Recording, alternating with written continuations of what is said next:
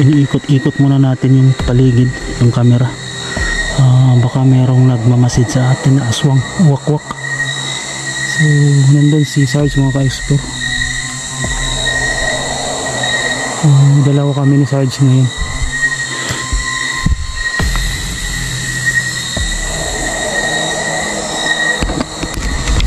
So ayan mga ka-explore, galing kami doon sa ibabaw kanina. So pababa na kami ngayon. So nandoon yung baryo ng mga aswang. So dito kami dumaan nung huling dinaanan namin ni Mang Kiting, nung magkasama kami ni Mang Kiting. So kaso nga lang, nung kami ni Mang Kiting nagsama dito, araw kasi yun. So ngayon gabi kami pumasok dito at si Sarge yung kasama ko.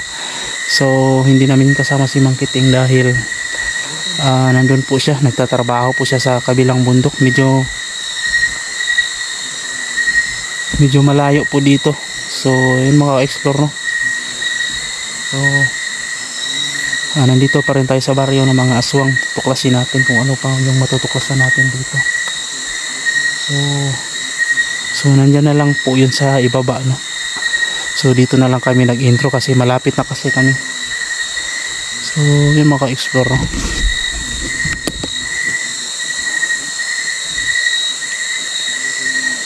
Titingnan natin yung bawat gilid at dun din sa mga puno.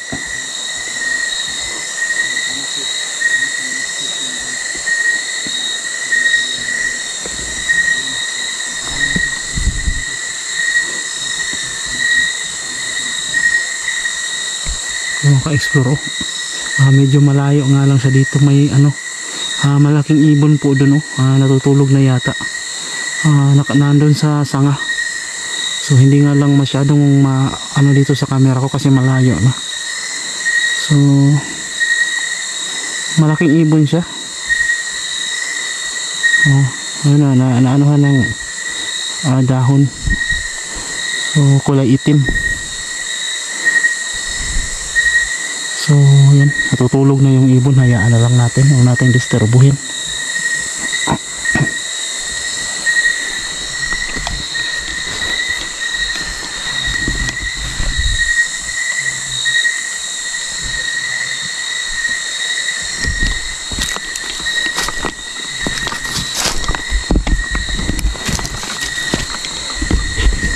So ayan mga ka-explore, mamanmanan muna natin yung paligid bago tayo tuluyang papasok talaga. Baka inabangan lang tayo dun sa ibaba. So yun mga ka-explore, kasama ko ngayon si Sarge. Yun. Ayun, nahuli mo kayo do, napagaling mo agad yun. Oo, sayang pagpunta ko din sa kubo ba? Bakit? Pinagmasdan ko sa bahay ba? Nagmasdan ako sa kanyang bahay. Tapos iba yung kinikilos niya. Ano nangyari doon? Hindi ko siya nahuli kasi bigla siyang lumipad sa akin eh. Lumabas sa kanyang pintuan ba?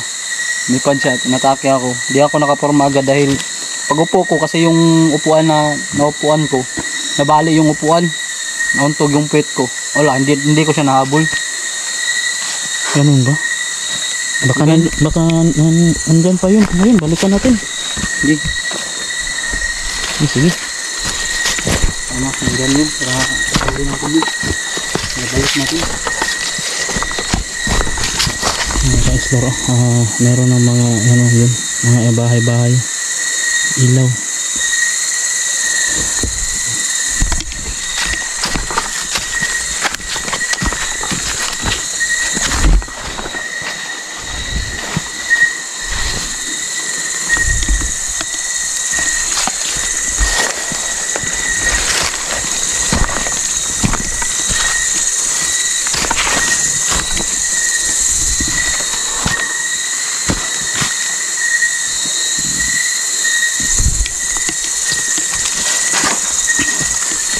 Dahan-dahan lang tayo.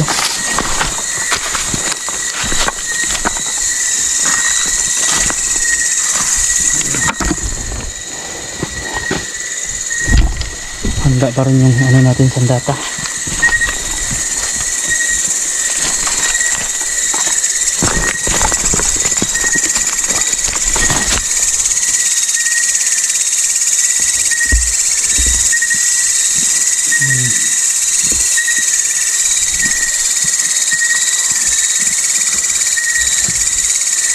May mga kabahayan na dyan. Alerto side.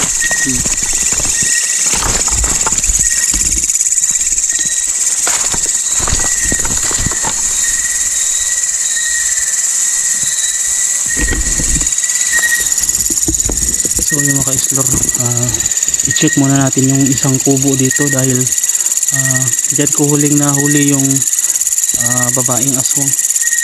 So check natin, baka may aswang na naman ulit.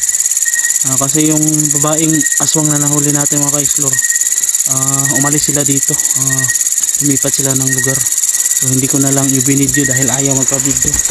So kasi baka makilala sila.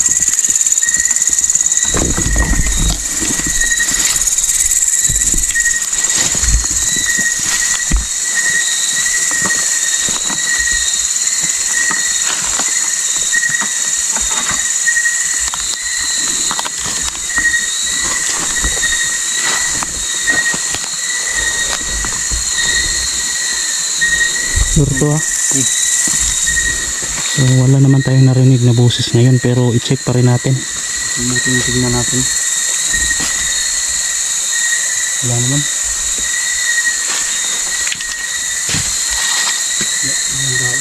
Wala.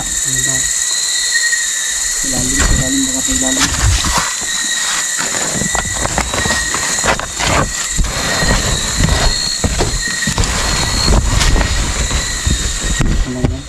Wala.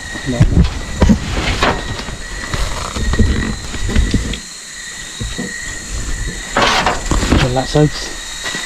So doon tayo, papasukin natin yung kabahayan dyan.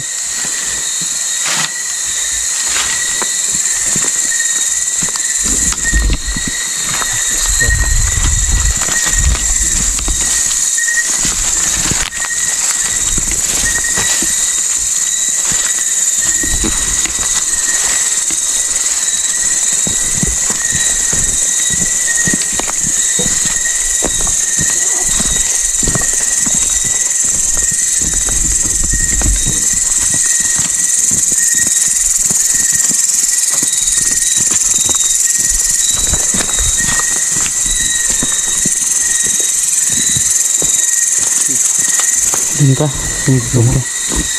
Dito ako sa kabilang daan. May ano dyan, karugtong lang yung daan dito at dito. Mag-abot lang, magkita tayo dyan. Yeah.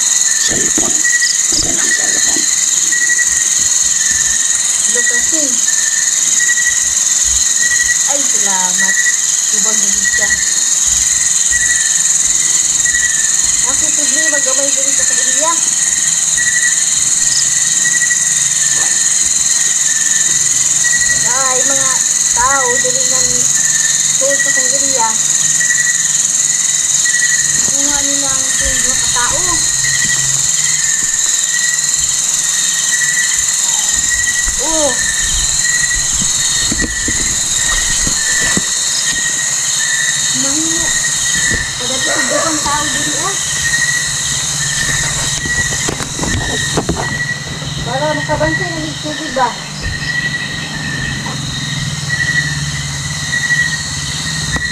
Oo, okay. May motorsiklo pala dito na umakyat dito sa bundok na to. Kailangan na ng diri ah. Dito itong dugang tao ni Migna. Kung paabot ako. Sige kasi. Salamat. Bye-bye.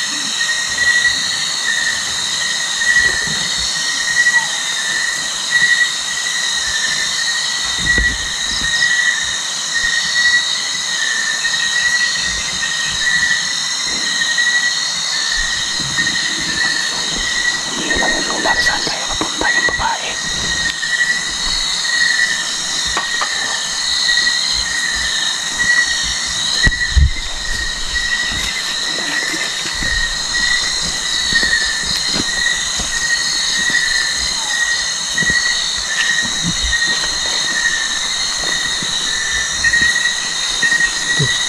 Ano ba yung sinabi mo?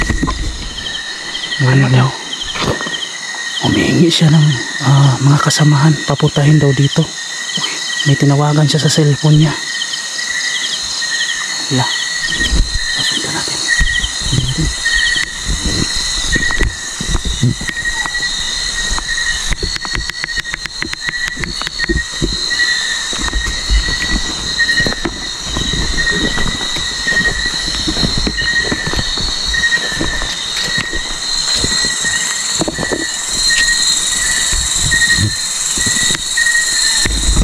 So ay maka-explore mo.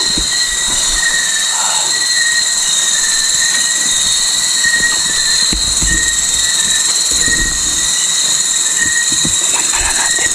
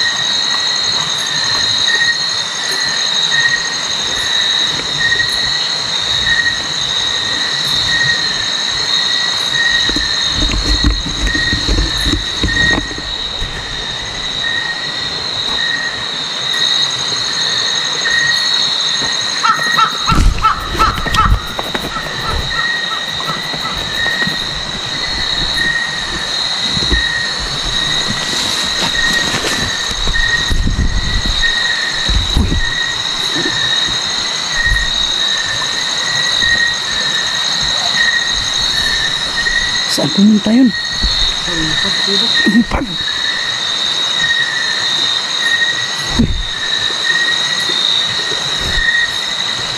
Lumipad.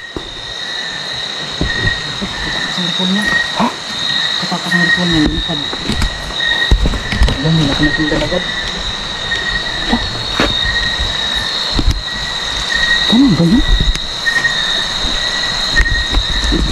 Lumipad.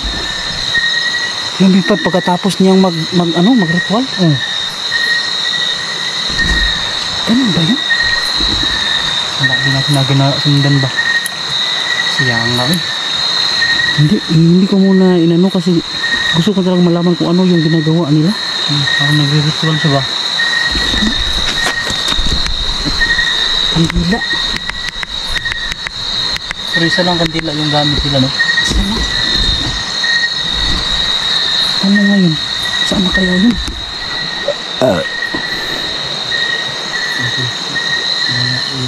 Nagre-ritual dito. Kaya natawag ko ng mga kasamahan. Di ba kaya nakatunog yun sa atin niya? Inuwan ko. Pagkatapos niyang patayin yung kandila, biglang lumipad siya. Sinilas ko ng mga bata dito. Sinilas ng bata. Saan na kaya yun?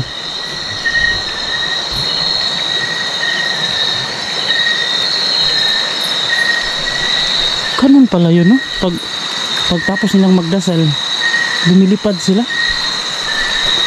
Likad agad. Pero yung iba, yung iba, lumilipad kahit hindi baka tapos na siguro silang mag-ritual, kaya yung iba lumilipad agad kapag nakita natin. Siguro yung kanina, ano pa siya? Palipad pa lang, kaya siya nag-ritual siguro. Ano pa lang siya? Mag-a-atake pa lang siya. Baka lumusod siya sa ibang bahay ba? Ngayon.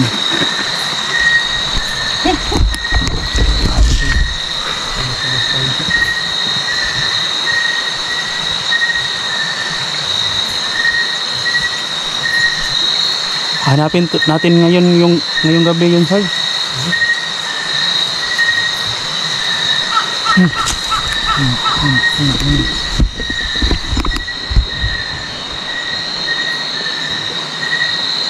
May boses ng wakwak sa paligid, Sarge.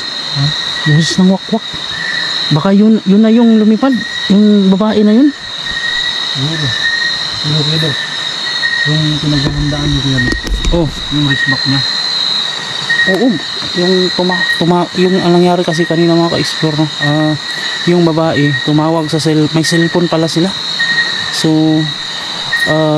tinatawagan niya yung kasamahan niya na magpapunta ng maraming kasamahan nila dito.